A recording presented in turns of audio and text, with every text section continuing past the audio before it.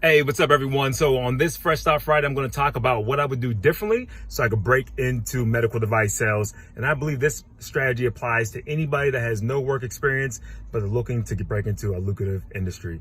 So one thing is true, that great products, they don't really need marketing. They just need time. And whether you have the actual bandwidth or the capacity to kind of endure the process is a whole separate conversation. But, is because great products don't require great marketing. Now, let me just tell you, better yet, a lot of marketing dollars. Time on one side, marketing dollars on the other side.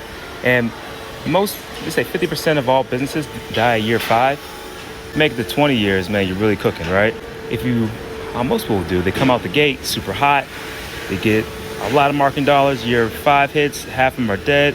Year 20, nobody's around. Great products have the exact opposite effect. So it takes 5 years for people to figure out what the heck you're doing. Then as time passes, that scale goes up. So focus on the great product and use the marketing as the accelerator. You can see from that graph I just did that products, man, they're going to outlast, man. And if I was trying to break into this medical device sales spot that I'm in now 7 years ago, and I had zero relationships, zero contacts, no context of really how the healthcare system operated, I would apply to your big brands. I did that. They didn't really want to rock with me at the moment. That was a big miss on their part, though.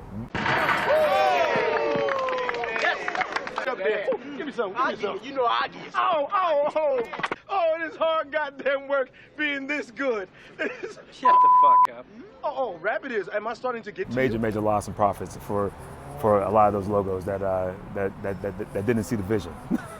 But no, honestly, I would say this. I would start with the smaller brands and startups, almost like people that have been around for less than 10 years if you don't have any experience. And I would take this approach instead. I would go to interviews. Of course, you ask the questions about the company culture, the performance, how they're going to rate you, all that good jazz. That still applies, but I would add some extra things to it, right? More about your ideal client profile. Let me understand kind of, what they're looking for, who they are. What problems are you guys focused on, right? Like, understand what problems are you solving for this ideal client.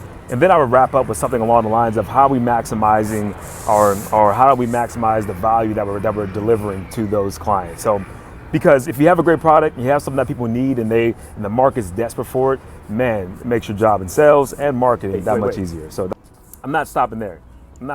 So after I get that intel from the employer about ICPs, problem solving, value creation, I'm going to go on LinkedIn and I'm going to start hitting up their ideal client profiles or wherever they may live, on Instagram, wherever. Shoot them a message and get their thoughts about this product, that problem, I should say, or this product and that service, and see how they actually view it. Because if they are aligned with what your employer is telling you, man, you might have a pretty good rock star spot. And you know what? If you're looking to kind of break into medical device, man, I have a company that might be interested in looking for some good people, man, that are looking for experience. All right, with that said, if you enjoyed this content or this conversation, drop a comment if you're on LinkedIn, or if you want to join the actual newsletter, go over to joelemon.co and jump in there, man.